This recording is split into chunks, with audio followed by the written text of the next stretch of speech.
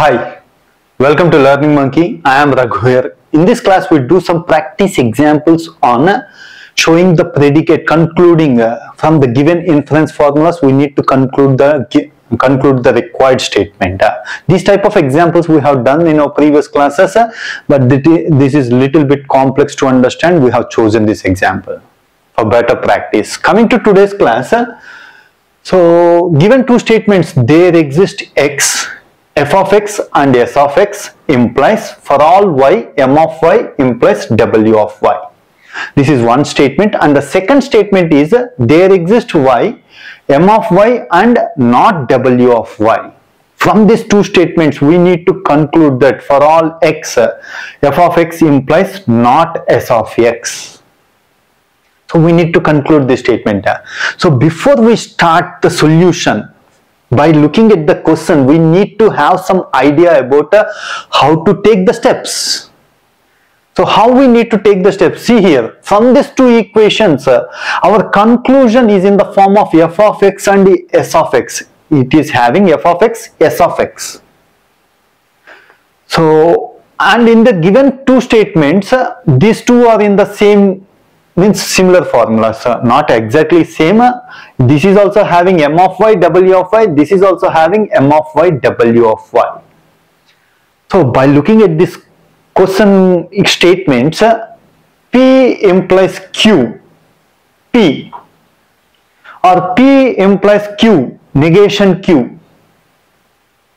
This can be written as negation P. From the inference formulas, P implies Q, negation Q can be written as negation P. Finally, we need this one. So how we are going to get? Somehow, if you want to convert this in the form of negation of this, then we can apply this equation. We are going to get negation of P. So this is in the form of these two values, f of x and s of x. This is the idea. It may work, it may not work. We go in this way. If it is not working, we choose another option. So take this and convert into the form of this equation, negation of this equation. So now taking this equation, there exists y, m of y and negation w of y. There exists y, m of y and negation w of y.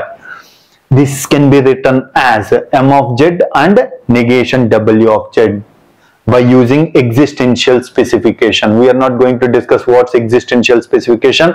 We can apply these discussions and examples made in our previous classes. Now by looking at this, m of z and negation w of z, see, p and negation q can be converted as p and negation q can be converted as negation of negation p disjunction q. Why need to convert this into disjunction? Because our final output is in the form of implies. How we are going to get implies? Negation P or Q can be converted as implies. So conjunction converted into disjunction to get implies. These are the basic formulas. So now P and negation Q can be written as negation of P implies Q. So negation of P implies Q.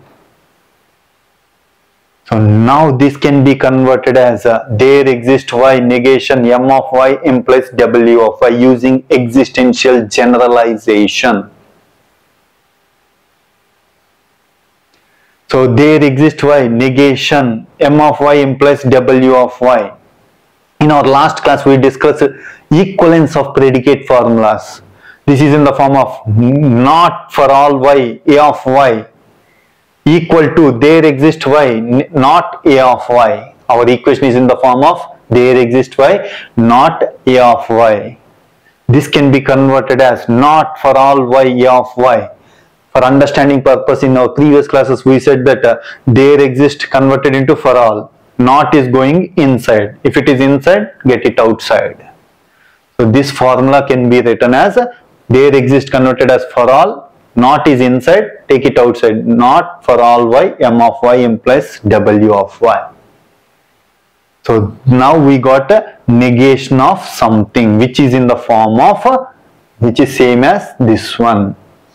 P implies Q. From this we got negation Q. So this is considered it as 1. This is as fifth equation. From 1 and 5, from 1 and 5, P implies Q, negation Q can be written as negation P. So what is negation P? Write this as negation. So 1 and 5 we got negation of there exists X, F of X and S of X. Now by using this, negation goes inside, there exists converted into for all X negation of F of X and S of X.